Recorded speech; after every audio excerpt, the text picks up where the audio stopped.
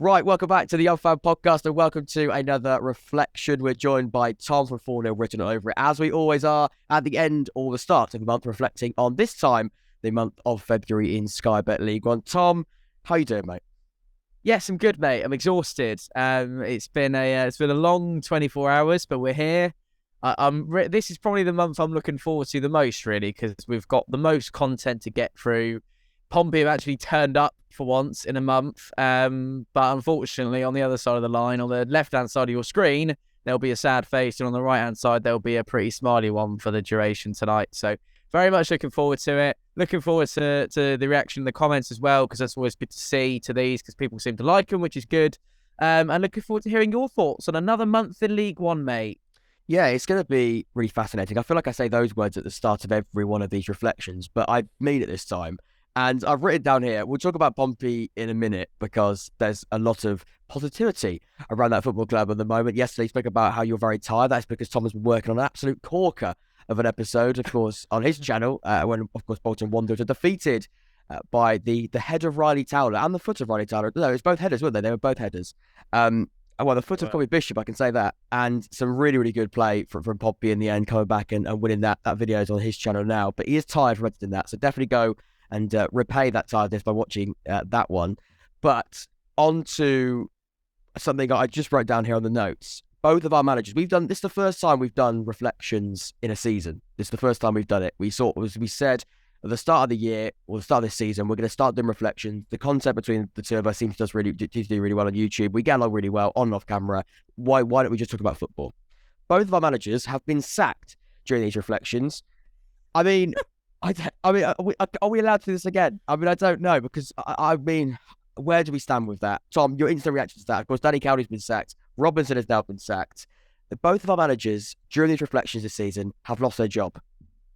And the weird thing is, I thought yours was going to lose their job before ours, and he didn't. So Robinson outlived Danny Cowley, but and luckily the appointment for us was also one of your back from staff as well, and that's turned out really well. So it's very, very strange how many crossovers me and you have had in the last however many years. And well, for the last, how many have we done now, Jack? Is it what, 5? Yeah, it's pretty 5, and we've done a couple of live ones. We've done content around other parts of the reflections and things like that. But yeah, in terms of reflections, it probably is about 5, and to have a whole managerial merry-go-round, because that's what it is. Just between the two of us, not just generally. I mean, we've got names. We're going to go through some Oxford potential appointments in a minute, and they are quite League One classics. But just between the two of us, we've already had quite a few names. I mean, Mousinho, of course, was part of the backroom staff under Robinson, has now lost his job. I mean, it's just so bizarre. And I'm going to ask you now, Mousinho, can we get him back?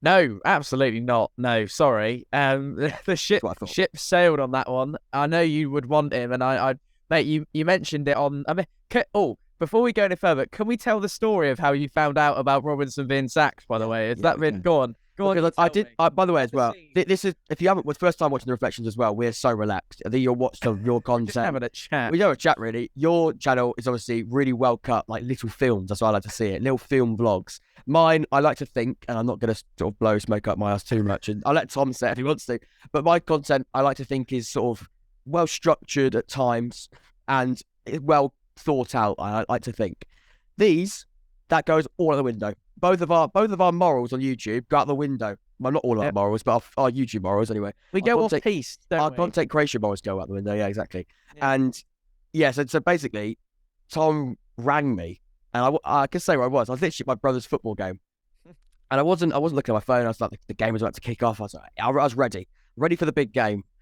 Between two under 14, a classic, you must say. And he basically, the phone rings. I'm like, we agreed to speak on the Sunday morning. We normally do that. We normally speak on Sunday to sort of reflect, sort of like I say, off camera. Because funny enough, we do speak not just on Zoom, on YouTube. And we rang or whatever. You rang me, and he was like, he's gone. You just said, I just picked up. I was like, all right, mate. You just interrupted me halfway. He's gone. And I was like, what do you mean he's gone? Who's gone? And you then basically went, no, Robinson's gone. I was like, nah, he hasn't. In fact, I can't say exactly what I was going to say because I do want to monetize this episode. But I was like, no, he hasn't. And then I was looking at my phone. I just refreshed Twitter because obviously I had Oxford's account on Twitter straight away because I was expecting it. I think we all were kind of expecting it. It was horrendous performance on Saturday, and it was almost imminent, to be honest. And I refreshed it, and I just saw the club statement. And I've been saying to you for weeks, I just couldn't imagine the words Robinson leaving the football club, the media effect, or however it was worded. I think it was actually worded in that way. I couldn't imagine it. And on a more serious note, well, that was quite funny that after the whole time that I've basically been looking to try and find this information, I've been speaking to people that I like to think are in the know and know a little bit about it. I thought it was imminent based on that. But then for you to just to have the time to ring me, for me to answer, and for me to still not find out, I thought was amazing. And it was actually Tom that broke the news to me, which is quite funny. And quite ironic when we look back at sort of the merry-go-round that we've been going to. It was just just out of chance. I think because of my ties to you and because you kind of keep an eye on other League One clubs as well, I'd followed Oxford United's Twitter account for some strange reason, just to see if there'd be any updates. I think it might have actually been the transfer deadline stream that we did, and I wanted to make sure that I'd, just in case you had any imminent signings coming in, I wanted to make sure that we were on top of it. But it came up on my phone. It was Sunday morning about 10:30, and it was like 36 seconds ago, and this statement with the Ox figures that you've got. And I just went, right, I didn't even read the statement. I just came off the phone and just rang you. I thought, I'll tell him. And I did have to double check just to make sure when you went, no, he's not. And I went, well, you didn't say that, but you went, no, he's not. And I said, yeah, no, he generally has. So, yes, that was a good story. So, can I tell one more story before we crack on? Because I really want to, and I'll probably mention this on some video that I do in the future or on a Sunday Live or whatever. But I want this to be the first place to have it because I think it's great. So I was going to see a friend of mine who works at the club today just to discuss some bits and pieces. And I parked my car up. And if Pompey fans will know this watching, and you'll know this because have you been to Fratton Park before? I have, yeah. There's a big Tesco right next door. Yes, yes, yeah, I do. Yeah, I don't know what you're on about. To get to the club shop, if you're parking in the Tesco, you have to kind of walk around the back of the petrol station, and there's a hand car wash. When you get the jet wash, you do it yourself rather than going through a machine. Yeah. And there were 3 cars there, and I was walking round past the petrol station because I'd parked in Tesco's. I was walking round to get to the club shop because that's where I was going to meet him, and I bought a couple of bits and pieces from there. They've bought new gilets out, so I got myself one. Well, anyway, not sponsored by Pompey. However, no, sorry. If you're interested, please do get in contact. They're nice gilets, yeah. I wore it for the first time today. It's really nice. I was walking past, and there were 2 cars waiting behind this guy who was out doing his car. One of them was a grey. I can't remember what car it was. It was a grey car. And as I approached the car, the window came down, and I went, "Oh, this is a little bit strange." I had my Pompey jacket on, and some guy just leaned out. I didn't recognise him, and he went, "Are you Fournilwrittenalloverit from YouTube?" And I went, "Yeah, I am," as it goes. And he quickly pulled his phone out, pulled it out of the cable, and he turned his phone around. I kid you not, he was watching the video that had been uploaded not an hour and a half earlier. Crazy. I was like, I shook his head. I was like, that is absolutely ridiculous. I went, thanks so much for watching it. And then just, went off and went about a merry way. So, yeah, there you go. I haven't told you that before we started recording. But no, you haven't. I mean, that just shows, I think, story. You are the most famous person to come out of Pompey. No, don't say no. It was just a chance, mate, that happened. No, it wasn't. Name a more famous Pompey fan other than that one that, can I say? Yeah, we won't. Don't need to mention him. No, don't mention him. Let's move on. Crack on. Let's start talking about. Let's go to a bit of detail about going forward with Oxford United. Intro ever. Sorry. Yeah, sorry about that. Yeah. But no, that's what you get here on these reflections. You get chapters, so you could have skipped this bit if you wanted. I'm not quite sure what I'm going to chapter this bit, though. I'll be honest. No, just Tom's car park story. Tom's car park story, and Jack basically not being very in the know around his own football club. Oxford United have only won. No, they haven't won any games in 8. We are winless in 8. We are well and truly in a relegation battle with sides below us with multiple games in hand. We're 6 points above the drop as of recording. Players are currently at rock bottom when it comes to confidence, and structure of the club has to be questioned. Those are my brief notes on that, but I think that has to be questioned. And of course, it's forced our manager to get the sack. Something has gone wrong at Oxford United over the last month or so. And look, we won't touch too much on him losing his job and the reason for it, because I think that is pretty glaringly obvious. And we've almost, without knowing at the time, followed that journey, if you know what I mean. We sort of followed the Oxford United concerns over the last season or so. And now, of course, the big explosion of him losing his job, of course, comes to fruition.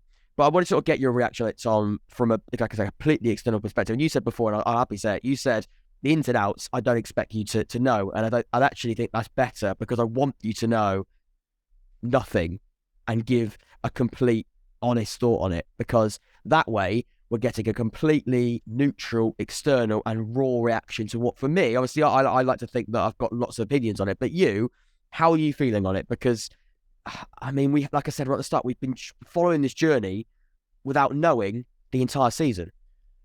Yeah, my view would be, I've seen far too many Oxford have lost again things on my foot. Like when you go through the scores in League One each weekend, far too many times for me, without, and as you say, without paying too much attention, although I have a little bit more of a vested interest with my relationship with you and the fact that we do all these bits and pieces, and I know how big of an Oxford fan your dad is as well, and it's just kind of you keep an eye on it.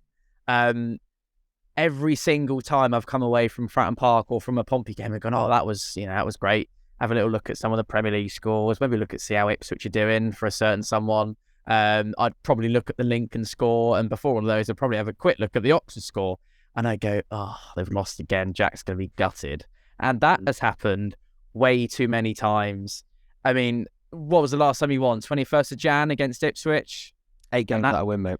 Yeah, and that was like a circumstantial one as well, wasn't it? That was very contextualised. So, yeah, it's been a long, long time since you've had any kind of form. It's been a long, long time since you've won a game. Some of them have been absolute stinkers as well. I'd probably earmark Burton Albion away from home as probably that's a bad one. Saturday was three standout. I think Bristol Rovers at home, Cambridge away, and Burton away. Yeah, I mean, there's no coming back from that, is there? And actually, Jack, that's exactly what I said when Danny Cowley was on his last game as well. Is that is literally it. And when you hit rock bottom, you got two options, really, haven't you? You can either keep fighting, backs against the wall, and go for it, or you can actually go, this isn't working. We need to change it quite quickly. Sadly, they didn't do it very quickly. In my humble opinion, from a League One point of view, they've done it way too long. I think there's obviously absolutely nothing you can get out of this season now other than staying in League One, which is really upsetting when you consider how much Oxford were in and around it. Particularly, I'm thinking lockdown seasons. I remember playing you guys in the playoffs in League One in very short living memory. So my view would be, I'm really disappointed for you. I'm gutted for Carl Robinson as a bloke, because when you said this on your reactions, that it's never nice to see anyone lose their position. But I think it was a just decision. I think it's one that, I mean, the last time we played you, I was thinking he was going to get sacked, and that was ages ago. So it's one of those where it's one of those pending things where they haven't pulled the trigger because they thought it was going to get better, and now they're looking back on it and thinking, oh dear, we should have made the decision a long time ago. So. I agree, and I think the reason why that was, and it's funny you mentioned about how you thought that when we played you, I think it was a 1-1 draw, you thought it was going to get sacked before that. Definitely. And I think the reason why they held on, and this is purely my opinion, I don't know anything other than just this is my thought. It started off badly. It then went okay, and then badly, and then we played you. I think because it went okay after we played you again, they thought when we hit a bad run, that it would be fine again. Because I remember we then beat Bolton 3-1 away from home, and then you felt that was a springboard, and then it went again really turgid. I think they felt because we had quite a bad run and got out of it, that this run, of course, that is now unfortunately continuing and has unfortunately got to the point now where he's lost his job, that hasn't ended, and that, of course, is another reason why he's sacked. They were hoping that we've been on bad runs before in the Robinson. I think all managers will have a bad run in their time at a football club. That is not unknown. But one's this long, and also when there's that feeling of, I think we're actually getting worse. And you mentioned that rock bottom thing. Mm-hmm. You know it gets really bad when you think that's rock bottom, and then a week later you go, no, this is rock bottom. Mm-hmm. And then you go, oh, that was bad. However, this is rock bottom. And then you just keep going. And it's the point where you look back and you go, God, that was actually all right. You know, losing to Shrewsbury 1-0 was actually quite a good scoreline. You know, and that's when you sort of that's when it all gets put in perspective. And when, as a football fan, we can dive into it. We can look at the statistics. And actually, I'm a football fan. And actually, when you look at Oxford, I actually don't look at them statistically as much as I do other clubs because I get to watch them and because I don't really want to in a weird way. I don't want to look at the stats beyond Oxford season. That's when we're doing all right. I don't mind it, but I'm happy to do it for Plymouth and Ipswich. But Oxford right now, absolutely not. And that's because I get to watch them, and it's like I don't need to know the statistical background. I know that on the pitch we have been terrible. But looking forward, let's look forward. Let's pretend and forget that even happened, even though it's quite difficult. And I mentioned it in the notes when I sort of moved on this subject. Structurally, the club has to be questioned. Our head of recruitment had left a week before Robinson was sacked. We are currently without a head of recruitment. We're currently without a director of football, and we're currently without a manager. Now, I'll be honest with you, those three sound quite important. To go into the rest of the season and then a potential summer rebuild or transition, in the humble words of Robinson before he got the boot, not having a director of football, head of recruitment, or head coach or assistant manager to come with that head coach seemed like a pretty glaring problem. Yes. And I'll say that I actually don't know where to go with that. So help me out. But I that just seemed like an absolute travesty. Bottom line, it's a shambles, mate, and it is the best way to describe it. And I've just had a little look, Jack, and you've still got to play Derby and Sheffield Wednesday before mid-April. So, and that's like We've got Barnsley away from home as well, and we've got to play. Away from home. Got to play Barnsley Peterborough away as well. The small matter of Peterborough away, and that's why all just like we could go down. Well, I don't think your run is particularly favourable. We'll put it that way. I mean, if you look on reflection of the previous results against some of these teams, the only saving grace you may have, Jack, and it is the old, the age-old time phrase is the manager bounce, or as you said, the lack of manager bounce. You never know, the shackles might just come off and these boys might start turning up. Cameron Brannigan might turn into prime Ronaldinho again. Who knows? And stop giving away penalties. But yeah, I mean, I would say it's probably one of the worst times to be an Oxford fan at the minute, isn't it? And in response to what you were saying about the games where you're thinking, no, last week was worse. Oh no, this week they've given us a whole new level. I remember saying those exact words coming out of Bolton away. I think it was beginning, so mid-January time. I said, this group of players keep giving us a worse performance every week, and it's getting worse and worse. And you think that was it, and then they go and hit you with another sucker punch. And then, you were there for Charlton away for Pompey. That was an awful night. And then we had MK Dons, then we had Charlton at our place, and then Bolton away. And it's like, yeah, this keeps getting worse, so I can completely empathise and understand where you're coming from. I mean, Peterborough away, Sheffield Wednesday, but it's still Bolton at home, still ourselves at home. I mean, without sounding like an idiot, but no one wants to play Pompey at the minute. I mean, Lincoln away is not easy on Saturday either. The Jake Jack Derby. So it's we probably won't have a manager for that either. It's looking very, very unlikely we do. And we talk about the no manager bounce. I want to be optimistic, but the problem I've got is only Robinson has left. So the coaching staff that worked with the Robinson are the ones that are preparing the team ahead of Saturday. I don't. That didn't go very well at Pompey last time when he left Simon Bassey in charge. We kept losing, so just putting it out there. No, and that's the problem. Those are the same coaches that were with Robinson. The only difference is, I know it's a big difference as a head coach, but I know the manager has gone, but the people working with the players on a day-to-day basis are still the same people. The only difference is you haven't got Robinson on the touchline. Now, I don't want to pretend like I'm an expert in psychology and football management, but I think I'd probably, if I was prepared the same, normally the outcome's the same. Do you agree? Yeah, massively. We just fell into absolute free fall after Danny Cowley was sacked. We had the Tottenham away game in the FA Cup, which we kind of, it's an occasion. The boys are playing up to the cameras, or they were kind of thinking, look, actually, let's really dig in and try and get ourselves something. And we did really well we were in the game, and then Harry Kane turned it on, and then that's game over, different story. But we were all really proud of ourselves that day. Then we had an absolute, we had a handful of games where it was just like, you just really didn't want to watch us. And I completely get when you're saying you don't want to look at the stats or whatever. It was absolutely awful.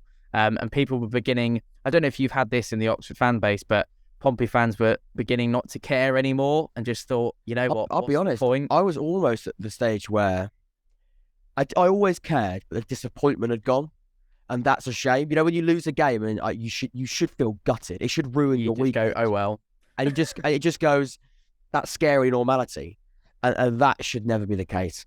Let's move on, and I say move on. We're going to finalise the Oxford chat by looking forward and looking at some potential appointments. We have in front of us, I think I put it on the document in front of me. If not, I think I have got the odds. Robbie Fowler, as a recording, is 2-1. It does get better. Michael Appleton is 4-1. Grant McCann is 4-1. There's Buckingham, of course, currently at Mumbai City. It's 8-1. Graham Murty, of course, who is an under-21s coach at Sunderland right now, is 8-1. And Liam Richardson, of course, who got sacked by Wigan earlier this season, is 14-1. Of course, there are other names, but I think going lower than 14-1 by looking at the odds anyway makes no sense. Actually, looking at odds anyway can be very misleading, but I think there are front runners there, and there are talking points. And even if any of those managers don't get the job, I think they are almost conversation starters of where we could go as a potential coach. If it isn't someone like Michael Appleton, there are other options similar to Michael Appleton. Maybe that's a bad example, but I think Grant McCann's a better example. If it's not Grant McCann, you could get Liam Richardson, you could get Liam Manning, or managers that have been successful in League One. There are similarities there. And the same managers, I think, have been put forward to quite a few jobs. I'm pretty sure about 5 of those 6 names are probably put forward to the Pompey job. You know, and that is, other than Robbie Fowler, I think I'm probably Des Buckingham. All of those were probably named at some point. So if we look at short term or long term, the question has to be, and unfortunately, fortunately, I actually say, I'm not involved in the appointment process of a new manager for Oxford. I'd like to have some say, but I don't think we're going to as fans, and we probably shouldn't. It's probably sensible not to. The board should make that decision, but it's always nice to maybe feel as though the fans are heard. And if you are going to listen to one piece of advice, please don't appoint Robbie Fowler. Who's actually going to make the decision if you haven't got a director of football or sporting director? Or it's going to. We have got a CEO, so there is light at the end of the tunnel. We have got somebody that, believe it or not, there is someone working at Oxford still with some power, which is always a relief. I thought at one point I was the only one, but no, we have got a CEO. We have got a chairman or chairperson, I think is the official title, and then we've got directors who I do think have a say, but they're not much involved with the footballing side of things, if that's fair to say. So want Des, don't you? You want Des. Part of me wants Des, and it's it is the hipster's choice. There's 2 names that stand out there, and it is Michael Appleton and it is Des Buckingham. And I've been pretty consistent in saying that. Liam Richardson would probably be 3rd choice, then McCann, then Murty, then Fowler, probably. But the 2 stand out would be Appleton and Buckingham. Appleton, because I think some managers, and I think you could probably back this up as well, some managers are just suited to a club. And I know it didn't work out with Appleton at Lincoln in the 2nd season. The 1st season, they did get into the playoff final, but I'm going to be careful what I say because I know Jake has quite strong opinions on Michael Appleton. The 2nd season, it didn't work out. I'm happy to sort of say that. I know he was at Pompey for a while as well, and that could be an interesting discussion to have. And I know he went somewhere else as well. Blackpool in the Championship this season, that didn't work out either. However, at Oxford, he is such a well-liked figure.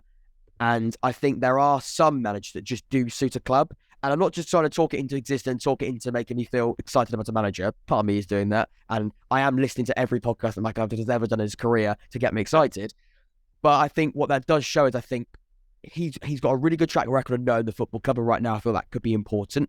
However, a big contradiction with that would be I don't want a job for the boys' job. I don't want an assistant manager getting the full-time job until the end of the season. I don't want anybody like Robbie Fowler, who's got a son at the academy, just getting the job. I want someone who, if he knows the club, amazing. But first and foremost, a CV, I want someone who's going to be, I want the manager, the potential candidate to go to the board, I need this, and the board will go, we're going to give you this, here's the job.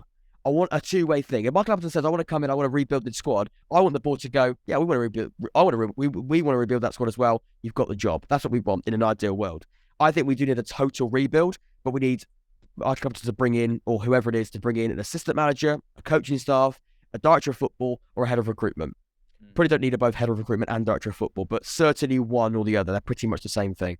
We need one of them with that. Do you know what I'm trying to say? I feel like I'm waffling, but I think... No, you're not. You're making a lot of sense. We need complete structure, but most important, it's got to come down to this manager has got a clear vision and a clear project to buy into. Because I think, and I might be biased, Oxford isn't an unattractive job.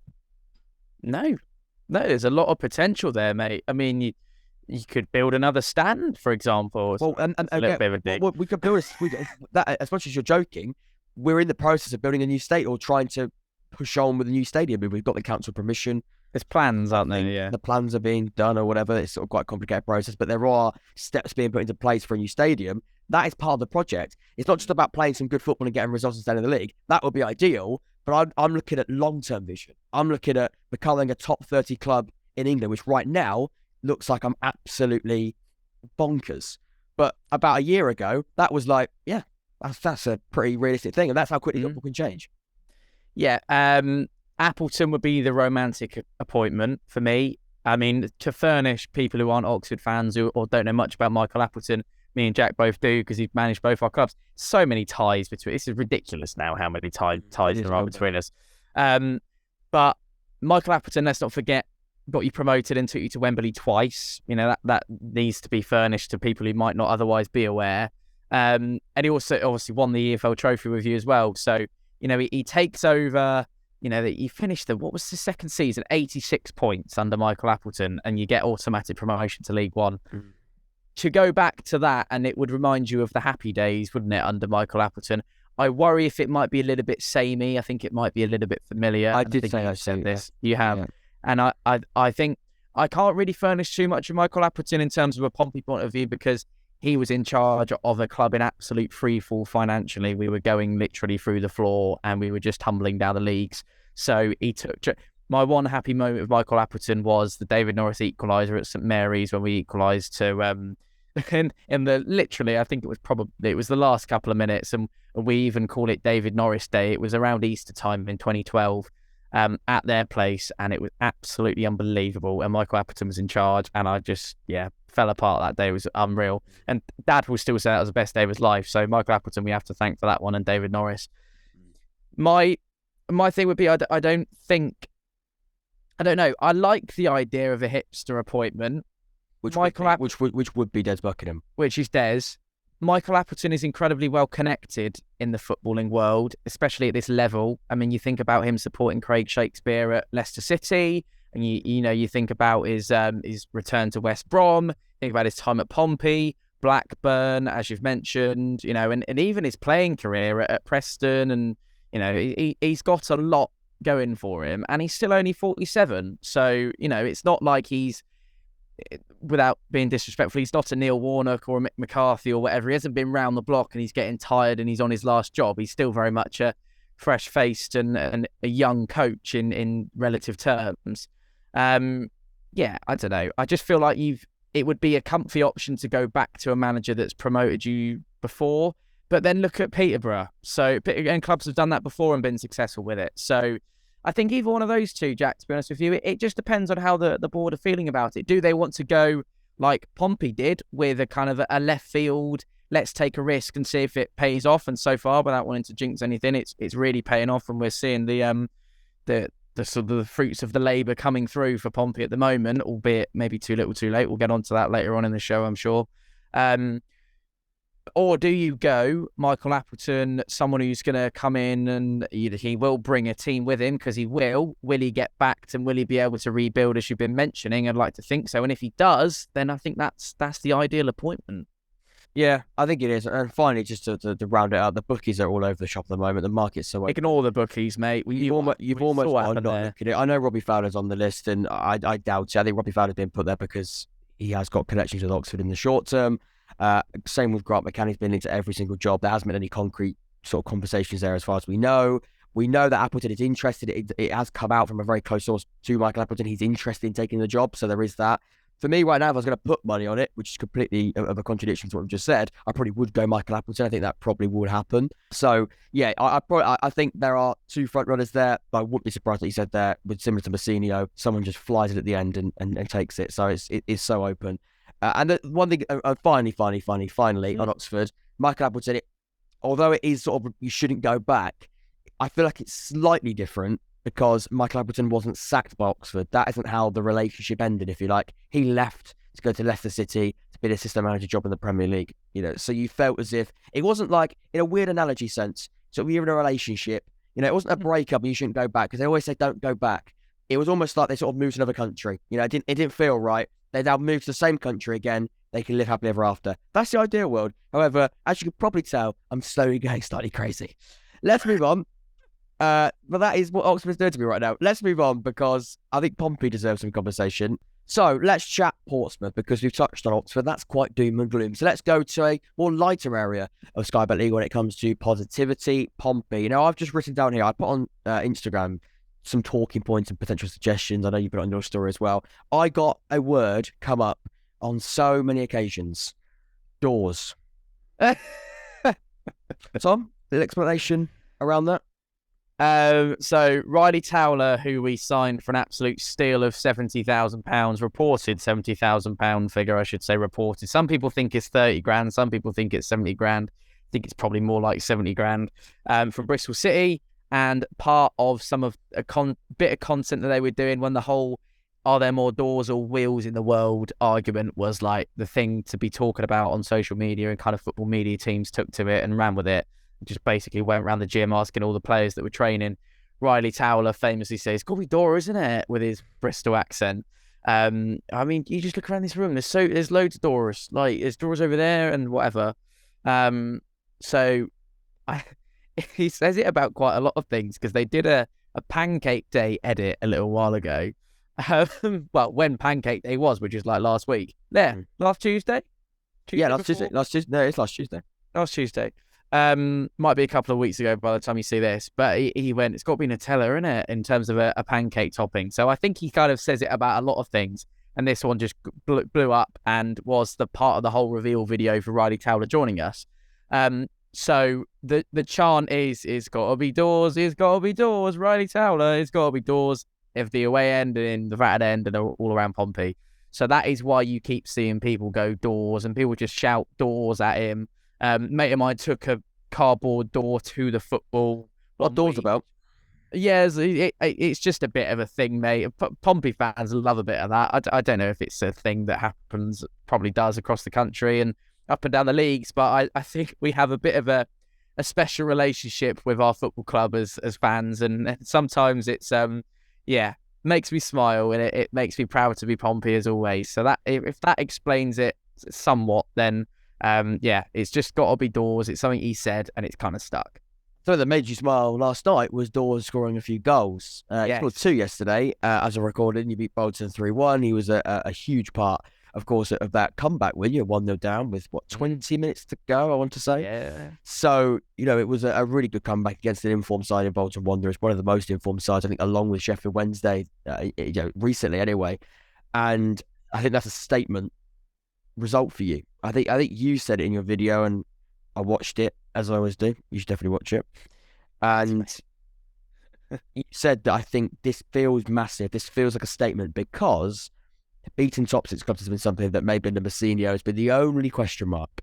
Mm-hmm. He did it in style yesterday. Well, I mean, he didn't. He's the manager of the side that did, but he created and tactically mastered a side that were able to do it. And that for you feels really important.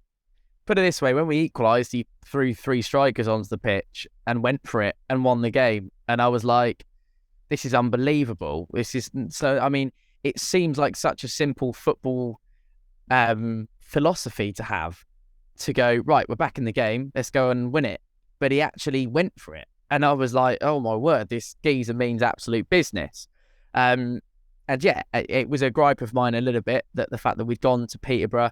And actually, I know I'm saying this off the back of beating a top side in this league, and let's make no bones about it, Bolton have lost 3 games in 18 recently. Like they are, before last night when I actually thought, and with no disrespect to any Bolton fans, I thought we made them look really bad. Actually, I think we almost embarrassed them in that second half, really, especially when we started scoring. They just literally one set piece. Every single goal was a set piece, all 4 of them last night.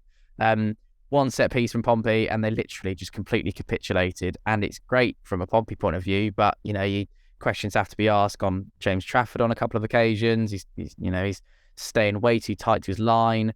I saw a load of Bolton fans saying Bradley needs to have a rest. I think he's been playing too much, whatever. But then you take it in the context, they are comfortably still a playoff side, and I'm in no doubt, given recent 5-0 back-to-back wins in the league. Against Peterborough United, one of them, let's not forget. I'm in no doubt that they're still going to be up and around there. And I don't think they're going to throw the playoffs quite like some of their fans might be expecting them to with a bad loss on the road, but that was a bad one for them. Back to Pompey, yeah, I mean, the thing for me was, and you're quite right, we were in the game against Peterborough, and as I just said, I'm aware I'm saying this after I've now got evidence to provide back up to what I'm saying. That one probably, and we had a dubious disallowed goal, which I remember having a lengthy conversation with you about, and I remember covering it across this channel and mine. So that could have been a different story. Plymouth, again, we went for it exactly like we went for it against Bolton, and it didn't come off. We took the gamble when it didn't happen. Could have been 2-2, ended up being 3-1. It was one of those kind of games. Plymouth had unbelievable quality and intelligence that was far superior to ours on the day, but it's all about getting the result against the top side, and obviously that wasn't the case.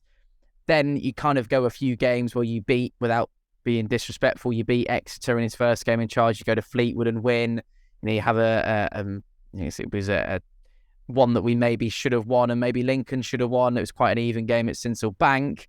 And then, you're off the back of a win, a scrappy win against Bolton. Bolton? It wasn't a scrappy win against Bolton. It was a great win against Bolton. Scrappy win against Burton. And then obviously the Fournilwrittenalloverit against Cheltenham. You're looking at those teams, looking at where they are in the league and the kind of results that they've managed to accrue this season. You're thinking, yeah, these are teams that Pompey should be beating. My issue was Pompey aren't beating teams that they have to be beating in order to be competitive at the top end of League One. And last night we saw that demonstrated in earnest. And that was probably what I was most pleased with, is that we've now taken 13 points from 15. We've made ourselves one of the informed sides in the division, having been concerned about facing one of the informed sides in the division and taking 3 points off them. And that's the bottom line for me. Someone said in the Instagram post I put out, the Mousinho takeover is in full swing. And I think you can't doubt what effect he's put on this Pompey side in such a short amount of time. I think he really has transformed it. I think you're playing with confidence. I used it in the roundup the other day. I think freedom comes to mind. There seems to be a level of confidence and freedom, which is something that I think when he first came in was at rock bottom. They felt so uptight with themselves as footballers. They didn't want the ball at times. They didn't want to be expressive in the way they attack and even the way they defend. They were sort of short of confidence in both areas of the pitch. Right now, in John Mousinho, you feel as though that comes with ease, but they're also happy to go and do something a little bit different that could come out and be a really good move or even goal. I think Jacob's goal against, who did you play at the weekend? Cheltenham in that 4-0 win. The flick for the second goal. I mean, that's a great move. You don't make that move. You don't create that chance. I mean, Jacob doesn't get on the end of that effort when you're not playing with confidence, you're not playing with ease. And that just shows how I think Mousinho has transformed the side in a tactical sense, but also I think in just a aura as a manager and the confidence he's sort of just transferred to his players. That has to be given huge credit for, I think. It's amazing what a little bit of confidence can do. Someone just to tell you, come on, boys, you're a talented bunch and you can do this. Literally, I feel like that's all the message needs to be. Like, you're a good group of footballers. You're an honest group, and you've got the talent to do it. And I think the fact of the matter is, when Pompey seem to score at the minute, you know, when you're watching a game of football, and you would have seen it when we've discussed at length with Oxford, but when every single second ball looks like it's going to the opposition, you can see that the confidence is low. When Pompey score and have the wind in their sails, all of a sudden every ball's dropping for us. Literally every single one. And if it's not dropping for us, we're working hard and being relentless to win it back. So, I mean, it's, as you just mentioned, awful lot of aggression. We're defensively shrewd. We're front-footed. We're pressure-driven. And ultimately, we're now a successful side. So, and I'm not saying successful in terms of this League One season. I'm saying success as in we're winning games and we're winning them well, and we won well last night. And it all stems from the manager. It's the manager instilling the confidence. It's the manager stripping it back to basics. It's actually, and this sounds really simple, but I think it's a really good point. And I'm not going to take too much credit for it, because it's actually something that my dad said to me. Key source of knowledge. I mean, he's seen football for years and years, mate. So he knows a football game when he sees it. He knows how to judge it. Although he might be a little bit, I'll say this carefully, traditional in his footballing knowledge.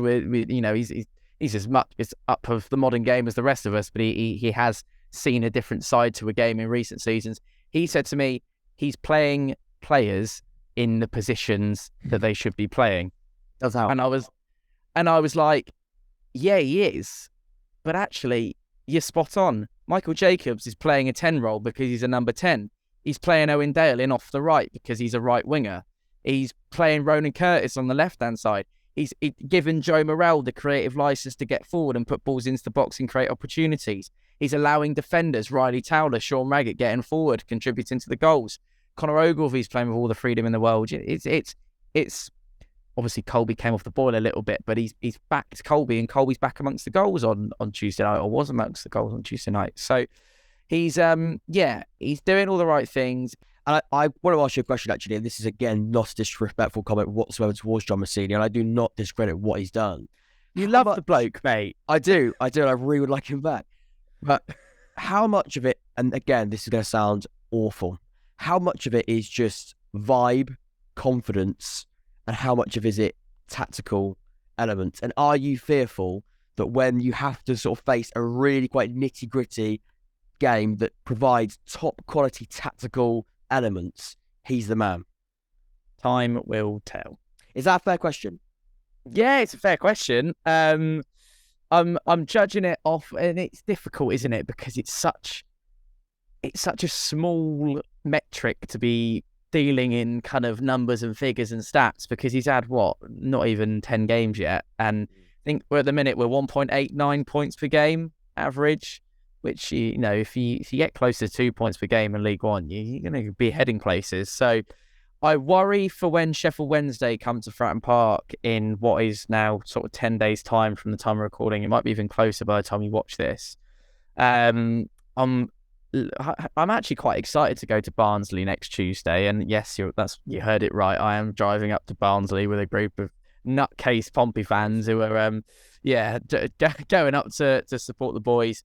But then I'd be really, really excited to go to, with no disrespect, Accrington, who I've heard from multiple people, including the man that you're going to be hopefully seeing at the weekend, or definitely chatting about the game with, that they are comfortably one of the worst sides that he's seen this season. For me, Cheltenham were the worst side, and we're going to get onto that in a minute, because at some point we might do a bit of League One reflection. We might do, yeah, at one point.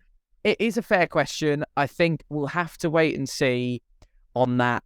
I think he hasn't been... he hasn't been tested. That tactical prowess, I'm going to say, was the substitutions that I mentioned. That's going all guns blazing. But at the same time, I completely get what you're saying in terms of, if it's not substitutions, I mean, he does sometimes say, look, I think he got quite into it in a post-match after the Linky game. So they targeted Joe for the first 15, and then they came off him, and then we changed our shape. Yeah, that's what you want to hear. And this is why I don't want to get clipped up and be like, how dare this...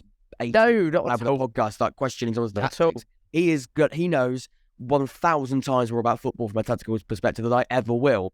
What I mean by that is, an example yesterday was, you go 1-0 down, you equalise 1-1, and it's like, the crowd played a huge part. The confidence played a massive part. You go 1-1, the crowd gets behind you. You know, it's like the roar of like, let's go again. It's like a wave of football. It's like, we'll go again, and we'll go again. The players are so hyped. But when I'm talking about, and what I mean by it is, when you sort of go, let's say you drop points against Sheffield Wednesday and you lose to Barnsley and you've got to go to Accrington away, the confidence is going to be with you. The confidence isn't necessarily going to be with you. You're not going to have a huge away support because it's Accrington. You can't have that many away fans in the ground.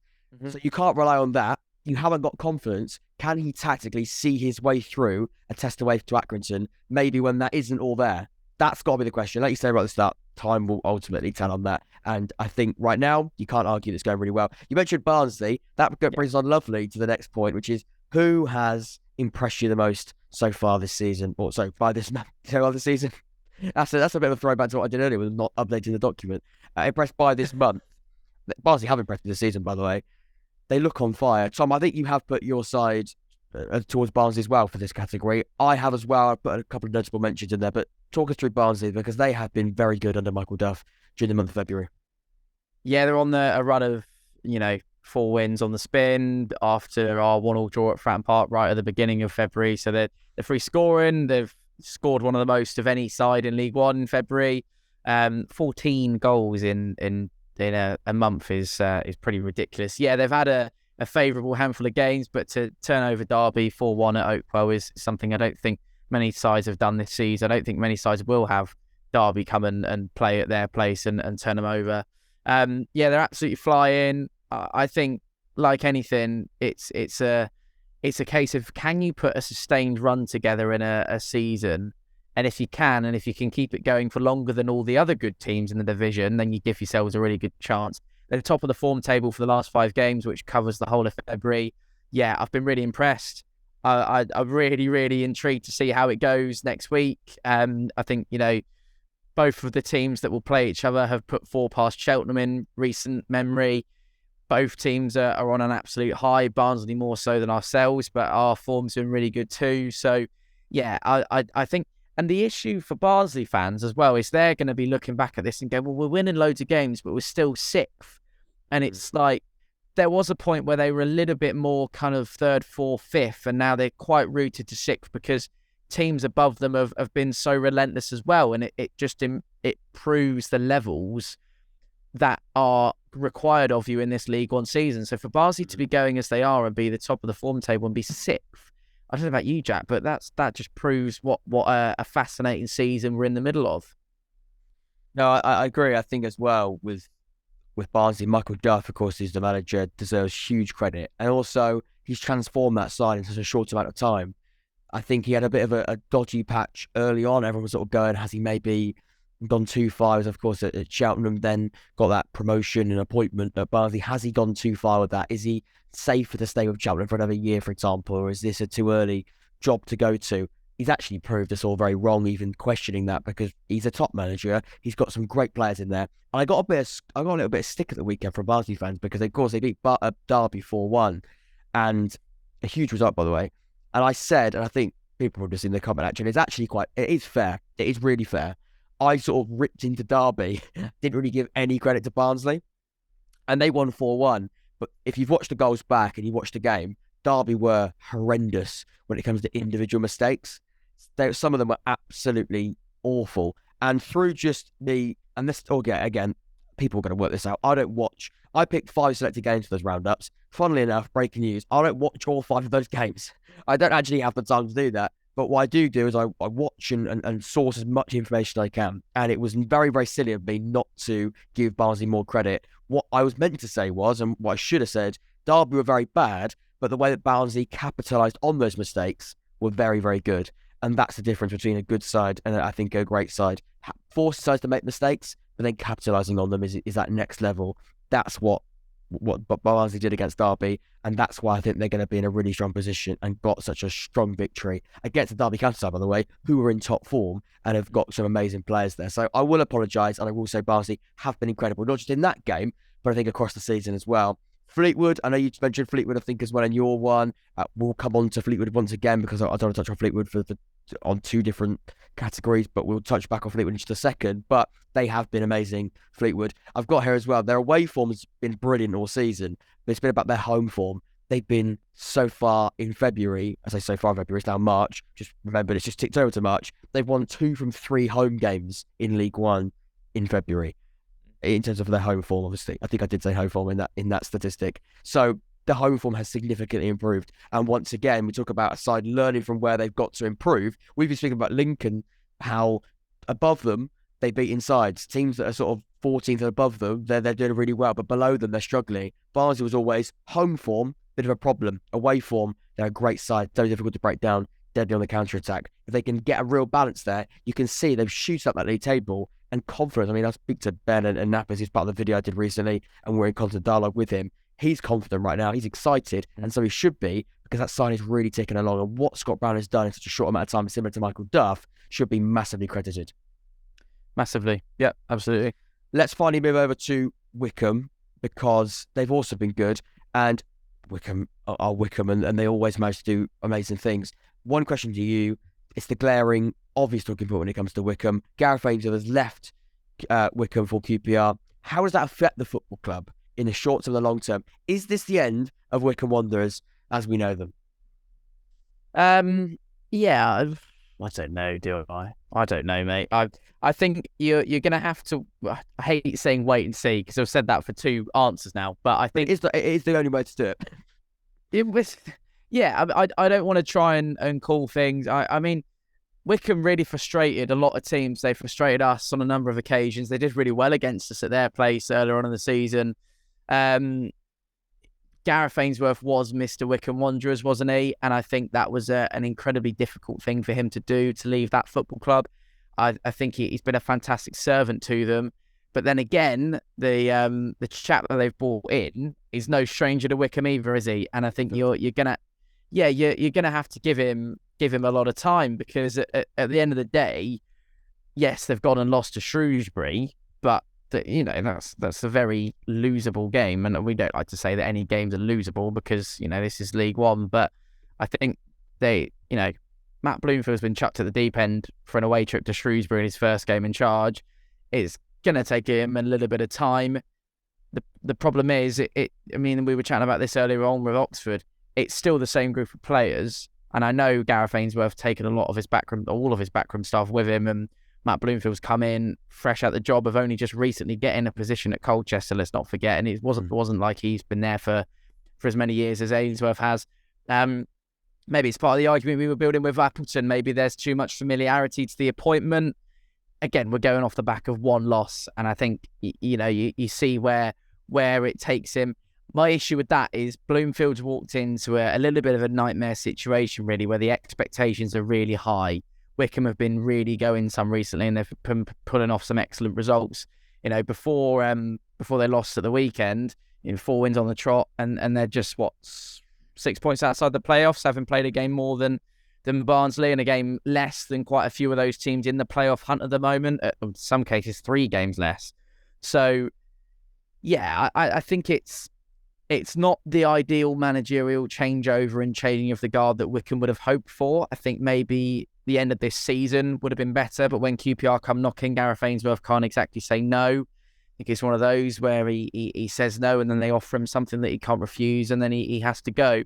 I think it's hard to call. I think because if you say that it's the end of Wycombe, and you make yourself like an idiot when they don't, because you've gone with Bloomfield, who is pretty much Gareth Ainsworth, you'd like to think in probably about 5 years' time in terms of Mr. Wycombe Wanderers. So you've almost got that plan short term, because he's been there quite recently, but also long term as well. So I think you've got both of those areas covered. So I get it.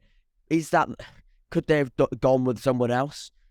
Probably not, because I think they're because I think Danny Cowley was linked, some other names were linked, but I think they went with Bloomfield because he is pretty much, like I said right at the start, he is Wycombe Wanderers, or Mr. Wycombe Wanderers, potentially in 5 to 10 years' time. And that's why I think you try and play it safe.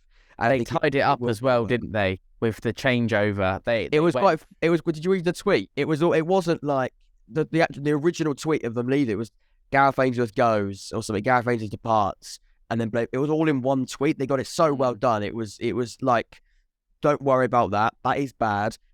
But don't worry, we've already thought it through, so we've got this as well. It was almost like, they tried to cover it up, soften the blow a bit. But I did watch the interview that Gareth Ainsworth did to the fans and to the players as well. Emotional is one word. I don't normally get emotionally attached to Wycombe, based on our previous meetings, but that was quite difficult to see, because you could clearly tell that Gareth Ainsworth was a huge part of that football club, the fabric of that football club, and to see him go is obviously a big shame. Finally, on impressive and positivity, which is, again, moving away from positivity is always a dark place, but Sheffield Wednesday to cruise the league, I think it's a question mark, but could easily nearly be put a full stop. I think they're looking so good. Unbeaten in 20 games. It's a club record. They are on fire. Yeah, they are. I'm going to spoil it for later on. Darren Moore's the manager of the month, and they are absolutely flying. Yeah, 20 games unbeaten in League One is pretty ridiculous. I just think that no one's doing it better at the minute, are they, than Wednesday? And I don't have any shame in saying that, and I don't have any gripe with that, because I think they're a fantastic football club and they don't deserve to be in League One. And I know that's a really kind of easy League One handbook phrase to say, but they definitely don't. I've been to Hillsborough twice in recent years, and had the pleasure of going to Hillsborough twice in recent years, and it is probably the noisiest place that I've watched us play football in a very long time, away from Fratton Park, of course. It's been it was impressive, and I can't recall a place that had more of a noise to it than Hillsborough, having been there. So that plays a major part. Obviously, we were talking about atmosphere and what the atmosphere in the stands can do to the players on the pitch. No surprise that Wednesday are so relentless at Hillsborough. There's also no surprise that they're so relentless away from home because they get such fantastic numbers backing them everywhere they go. So, yeah, for me, there's nothing undeserved about where Sheffield Wednesday are. And yeah, we'll mention this probably when we do Darren Moore, but I don't think there is any doubt in my mind that they aren't going to get promoted from League One. It would just probably be the question of whether they win it or not for me. Yeah, I don't think that's a bold statement. Maybe a couple of months ago, that's quite a forward-thinking thing to say because of how close Plymouth were, but I think now Sheffield Wednesday have taken it to a next level. Underwhelmed then. Surprise prize, and we won't touch on it any further. I've got Oxford.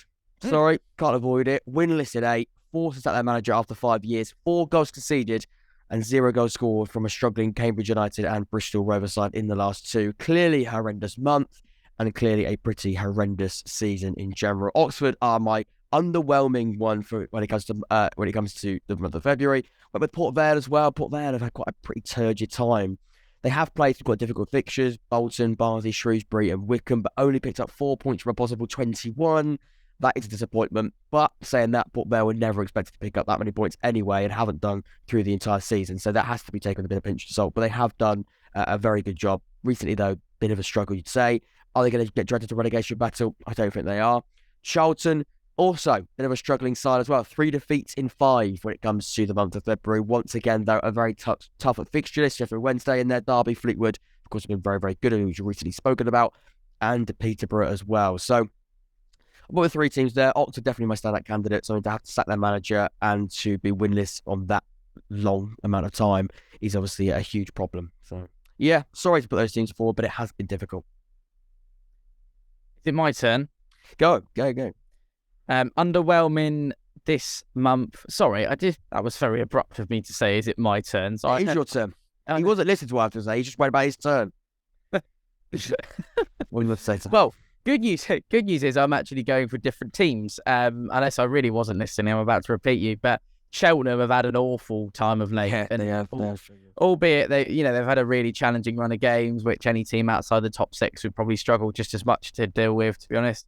It's sad to say, I mentioned it earlier on in the episode, they're probably the worst team I've seen play at Fratton Park all season. And actually, Pompey have been one of the worst teams I've seen play at Fratton Park all season at certain points in the season. So, take that whichever way you will. Barnsley did the exact same to us and turned them over 4-0, as I've already mentioned. Sadly, there's no let-up for them. They're coming off the back of a 2-0 loss at Pride Park. They play Peterborough and Sheffield Wednesday in March and are in real danger of being dragged into that red zone unless they can turn things around. A side that is still 4 points comfortable inside the playoffs, so this should be taken with a bit of perspective. You've already mentioned them. Derby County have come off the gas by their standards. They've picked up 1 less point than Pompey in February. I think that's actually a little bit more now after. I know it might be the same actually after yesterday. Wycombe, Barnsley and Lincoln all taking points from them this month, given what was looking like a push for automatics at one point under Paul Warner, and no doubt that Derby fans will be disappointed, but still very much in the hunt. So hopefully it turns around because it's similar to Sheffield Wednesday, really. Derby, a side that belong nowhere near League One. And just finally, before all the comments come in, and I know people go, oh, you love talking about Plymouth being rubbish, and they're very much not rubbish. I did see it through your notes. I went, oh, really, Tom? That's not going to go down very well, is it? No, it's not. I'll say out of character throughout this whole season, it would be absurd on reflection for Plymouth to go 5 games with 2 wins, a draw and 2 losses, and 5-2 defeat is very off colour for Argyle. But, having said that, is it 2-0? Oh, it's 2-0, Jack. Keep that in, actually. It's 2-0 Grimsby against Southampton. So there we go. Grimsby. Having said that, there's still a comfortable automatic promotion side at this moment in time. They're 5 points to play with below them, and no doubt they will keep pushing right to the end. And there are a lot of Plymouth fans on my video from today that said, oh, thanks, you've done us a massive favour by beating Bolton, and Ipswich fans have been the same.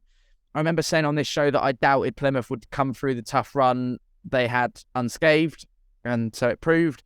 Having been down to Home Park this month, however, and seen how relentless, and I already mentioned how intelligent they were earlier on in the episode, They can be at times in games they play in. I don't think it will be long before we see a return to a long run of wins to start taking shape for Plymouth again. Yeah, so he's not just sticking out Plymouth because he hates Plymouth. There is a I don't hate Plymouth. I was actually quite humbled by the way in which they were speaking about. I know they were trying to fight some Pompey fans in the train station. That's obviously not a reflection of the majority of Argyle fans. It's not a reflection of the majority of Pompey fans or football fans as a whole.